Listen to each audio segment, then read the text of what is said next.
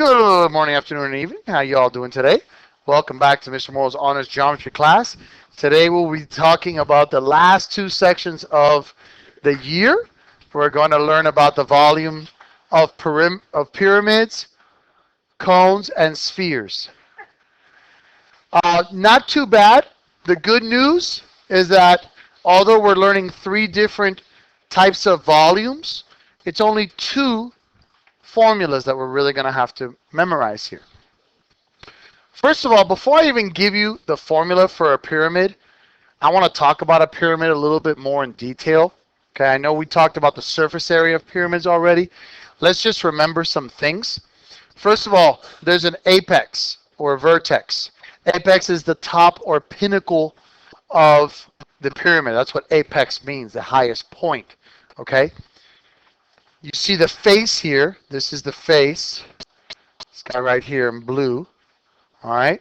You have your slant height, which we've talked about as well. It's called a slant height because it's a height of one of the actual faces. Okay. The height of the pyramid, the actual height is from base all the way to apex. Okay, that's the height of the actual pyramid. Different than the slant height. Remember, the slant height is the height of the face. But the height of the pyramid goes from base to apex. And then, of course, we have the actual base here, which is what the actual pyramid is standing on. I gave you another little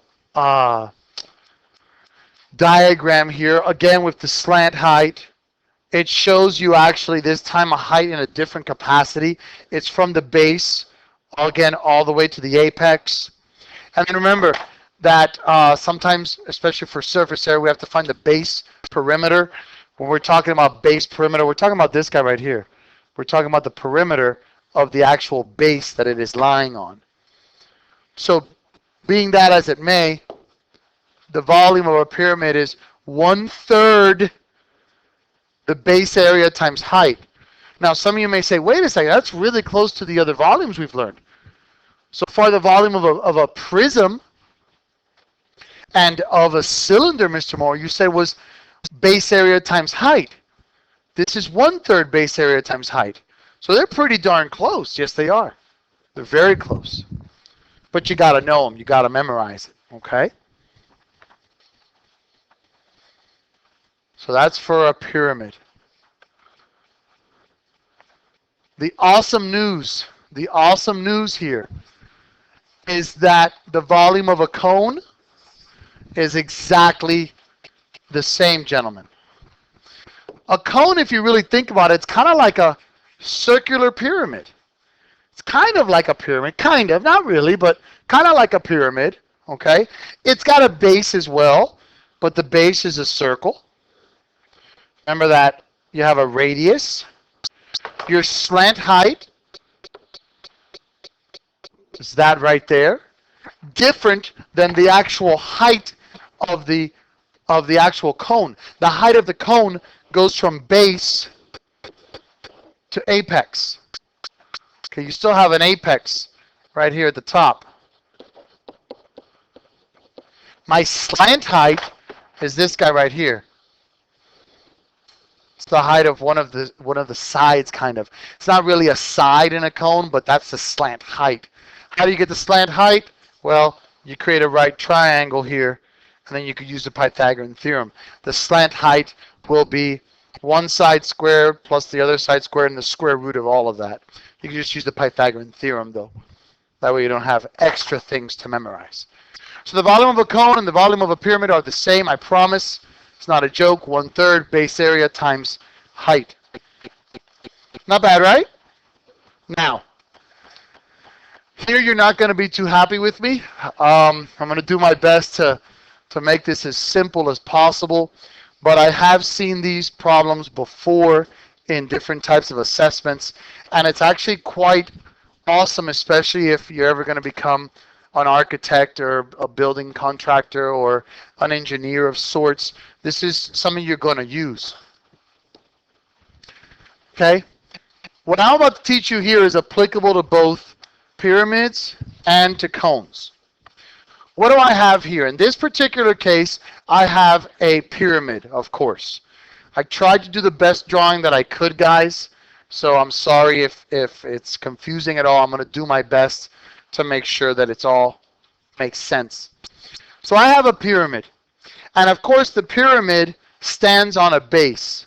So that's what I have right here in green. This is my base, okay? We've been denoting base area as capital B, okay? So this is actually wrong. Why did I do that? Oh, I hate it when I make mistakes. This B is the area of the base, not cross section. Come on, Moro. So that's the area of the base, hence B, it's in green. This guy right here in red, this is called a cross section. It's not the base of the pyramid, but it's a base, kind of like a base. If I were to split this up into kind of like a tower almost, okay? Or like if I'm going up into elevators and I have a floor, every floor, right? If I go to the 10th floor, there's 10 actual floors, right? Kind of like 10 little bases for each individual floor. Does that kind of make sense? Okay, so this is not a base. It's called a cross section. And this is not a typo. This C with a little line through it, that represents the area of the cross section. Two more pieces to this, and I'll show you how we put it all together. The height of the actual pyramid or cone, so that's why it could be either. So the height of the figure goes from apex to base. That's the height of the figure, and we represent that with letter H. The height from the cross section to the apex, from here to here, is K. That's the height from vertex to cross section. So when you have a cross section, you've got four components. You've got the base area, which is B, capital B. You've got the cross section area, which is a C with a line through it. You've got the height, which is the height of the figure, which is H, which goes from base to vertex. And you've got the K, which is the height from vertex to cross section. Yes, sir.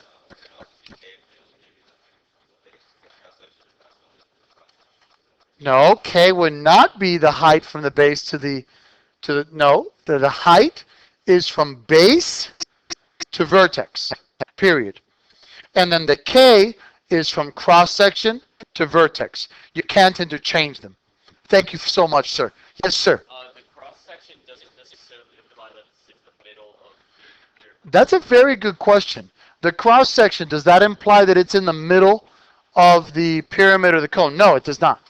That's a very good question. That does not imply that. The cross section can be really close to the base or really far away from the base. It's a very good question. Cross section basically is just you have a section there that's it's a partition of the pyramid. Okay, you can have several different cross sections. But yes, it does not imply that it's in the middle. That's a very excellent question. Now, that's all really good, Mr. Morrow. That's awesome. You just made my day.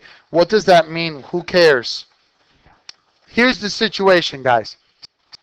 We're going to see now in an example where I'm going to ask you for volumes of different cross sections.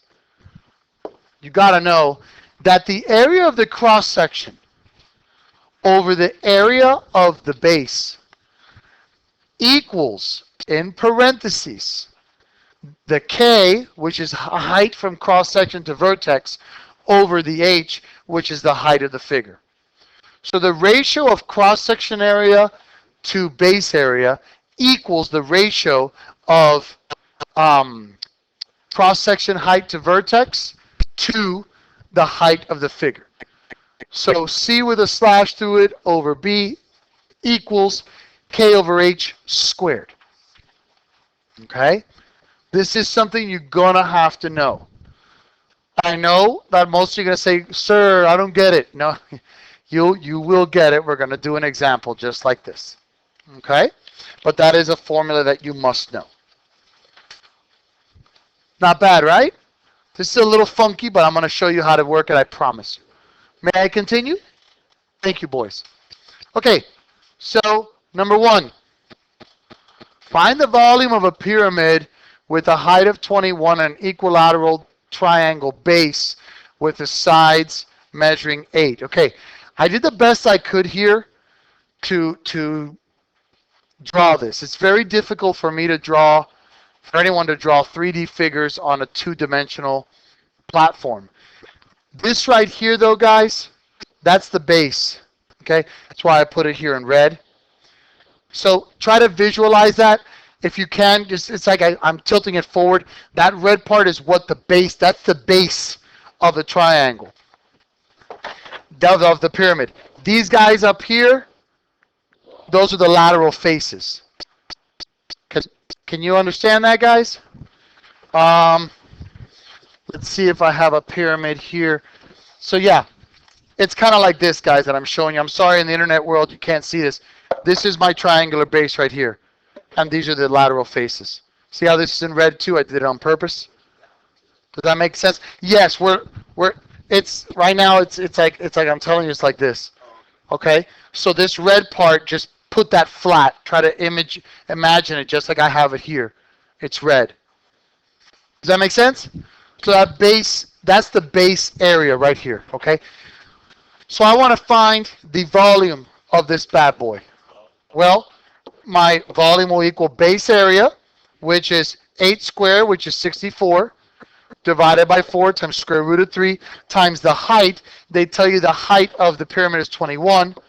So that's 16 square root of 3 times 21, which equals 112 square root of 3 units cubed. Yes, sir, you had a question, my brother. No, the area of a equilateral triangle. No. To define the base area, you have to divide it by 2. No, that's what I'm saying. So don't interrupt me. The area of an equilateral triangle is side squared divided by 4 times square root of 3. Hence, side squared divided by 4 times radical 3. Yes, sir. For the volume of the pyramid, you need divided by 1/3. The answer is 336. Divided by 3. Right. I did all of that with that. Sorry, I should have not skipped a step. Yes, you have to divide that by 3. Yeah, that I will give you. No, and he was saying divide by 2 though. He was thinking of formula of a regular triangle. We have my volume, but it is times 1/3, so divided by 3, so that goes to 7. So that would be 112 square root of 3 units cubed. I did skip that dividing by 3. Thank you. Does that make sense, boys? Not too bad, right? Not too bad. Okay? All right. Number 2. Find the volume of a cone with a base radius of 6 and a slant height of 10. Okay, this is pretty simple as well. Remember, the volume of a cone also is 1/3 base area times height. Now, I need to find my height here, right? What would it be, my man? 8. See how useful those Pythagorean triples are, man? That's a 3, 4, 5 triangle times 2, so we got the height of 8 immediately. So my volume here is 1/3 of base area. The base area is pi r squared, so that's 36 pi times a height of 10. So 36 divided by 3 is 12. 12 times 10, the volume is 120 pi units cubed because it is a volume. Wait, what did I do? Ah, look at that. Epic fail for Mr. Morrow. Practice what you preach, Mr. Morrow. Pay attention. 1/3 of base area of 36 pi times height. Hey, you know me, guys. I'm a man. When I screw up, I screw up. And I screwed up. Like, So times 8. Make sure that you do not make the mistakes I make. Make sure, okay? It's height, not slant height. So I have 12 times 8, which is 96 pi units cubed. Again, my bad, big time. Pay attention, Moro. Does that make sense here, boys? All right. Now, the fun part. I have a pyramid, okay, and this pyramid has a base of a base area of 24 centimeters squared and a height of 12 centimeters. A cross section is cut from the base. Find the volume of the upper cross section and then find the volume of what's called the frustum. And the frustum is the solid below the cross section. Okay? So let's look at what we have here. They tell us, again, that the base area is 24 and the height is 12. So the base area is 24 square centimeters. They tell us that the height of the figure is 12. Okay, you guys with me so far? Okay. Now, let's look at what we have here. I want to find the volume of the cross section. So I want to first find the volume of the cross section. Well, if I want to find the volume of the cross section, that means that I want to find the volume of this pyramid right here. So I'm going to use my formula, 1/3 base area times height. However, the base of this cross-sectional pyramid is really the cross-section area. So I'm going to replace that B with the cross-section C.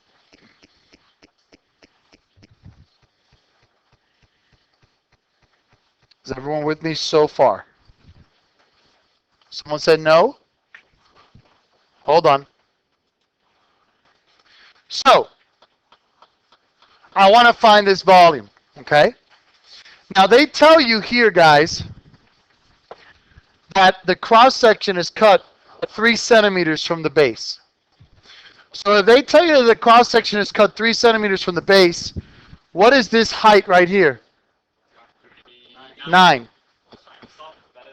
So volume of this cross-sectional pyramid is 1/3 my cross-section area times my height of 9. What on earth is the cross-section area? Well, we know that the cross-section area over the base area must equal the height from the cross-section to the vertex of 9 to the total height of the figure 12. Go ahead and cross-multiply, guys, and you get squared, sorry. So this is going to be, it's going to equal cross-section over 24 equals 81 over 144. Go ahead and cross-multiply, and what do I get? That the cross-section is, guys?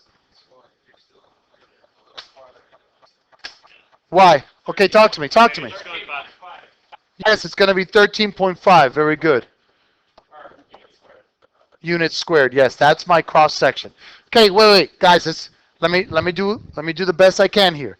You guys said that I'm a little further than you. Okay, let's just go step by step.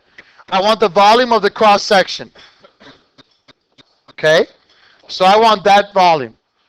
Volume of a pyramid is 1/3 base area times height. But the volume of this cross-section has this base. And this base is my C with a slash through it. So that's why I went from here to here. I know that my height is 9 because the cross-section was 3 centimeters from the base. So 12 minus 3 is 9. That's how I got my height. And now I got to find my cross section. I know that the ratio of cross section to base equals k to h squared. So when I went ahead and did that calculation, I was left with 27 over 2, which is 13.5. Does that make sense, guys? Promise? Okay, so now let's find the volume. Volume equals 1/3. I'm going to keep it in a fraction form of 27 over 2 times 9 because it makes my life easier. So that's going to be 40.5 centimeters cubed. Take a look at that. I mean, we don't have all day, but we've got some time. So talk to me. Anything you need. Yes, sir. Thank you, sir. Okay, how I got 9 is what I already explained. Okay, the cross section is 3 from the base. So if this part is 3, I know it doesn't look it, but remember in geometry it doesn't matter what it looks like. If the whole thing is 12 and this is 3, this has to be 9. Thank you, sir, for your honesty. Next, yes, sir. You're going to subtract the area of the cross section from the area of the curl. I'm very proud of you. That is the next step. Oh, To find the volume now of the frustum, which is this in here in green, the frustum, yeah, it's very frustrating. The frustum is the area below the cross section. To find that, I'm just going to take the whole entire volume of the pyramid, subtract the cross-sectional volume of the pyramid, and I'll be left with the frustum of the pyramid. Okay, so let's look at part B now. I want the volume of the frustum. Frustum. Okay? So my volume of the whole entire pyramid will equal 1/3 base area, which is 24, times height of 12. I'm finding the volume of the whole pyramid right now. 40.5 is the volume of the cross section. Now I want to find the volume of the frustum. To find the volume of the frustum, I'm going to take the whole pyramid volume and subtract the cross-sectional volume. Thank you. So the volume of the whole entire pyramid is 96 centimeters cubed. To find the volume of the frustum, now it's 96 minus 40.5, which gives you 55.5 centimeters cubed. sir, I think what he was asking is why do you have volume of frustum equivalent to 40.5? No, in order to find, well, I don't. I don't have that. Volume of frustum is what we're looking for. What I had to find was volume of the whole. So no, I did not say that was the formula for the volume of the frustum. I said you had to find the volume of the whole. Once you have the volume of the whole, you can subtract the volume of the cross section and you're left with the volume of the frustum. Everything is labeled actually quite well. No, he might have said I didn't. Yes, sir. Okay?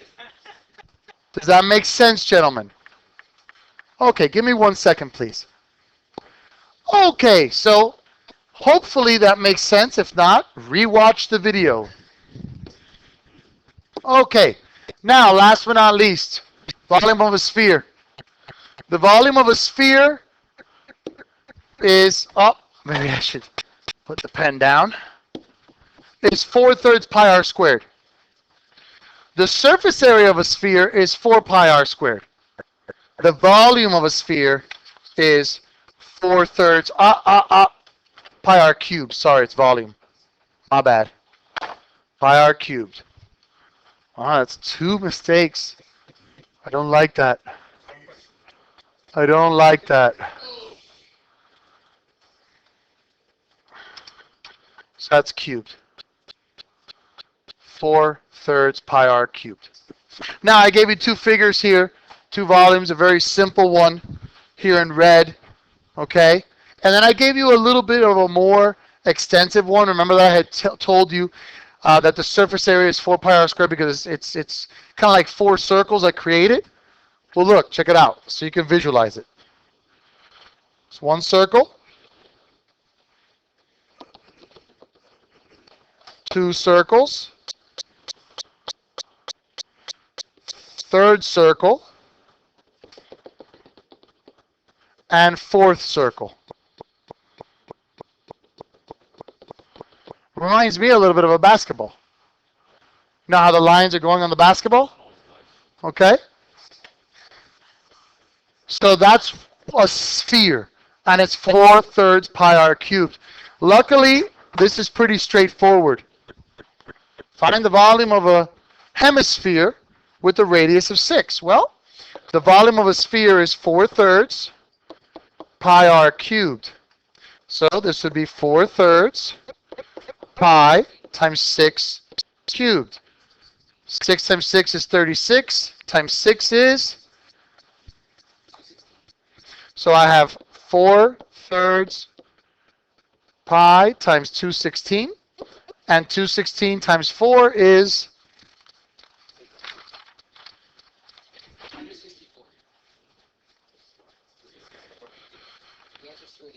okay, it's 288, guys.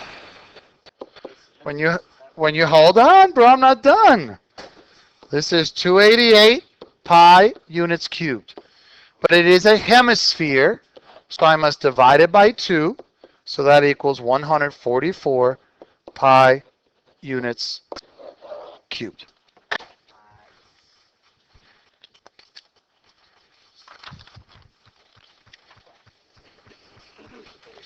Does that make sense? Yes, sir. Does that make sense? Easy? All right. Guys, I want to thank you very much. I hope you have learned a lot from me. I hope you have learned a lot of geometry. I thank you for all the questions and all the participation. Good luck on the final. Remember, I'm always here for you guys. Refer to these videos whenever you have a question. And have a great year. God bless you all. Thank you.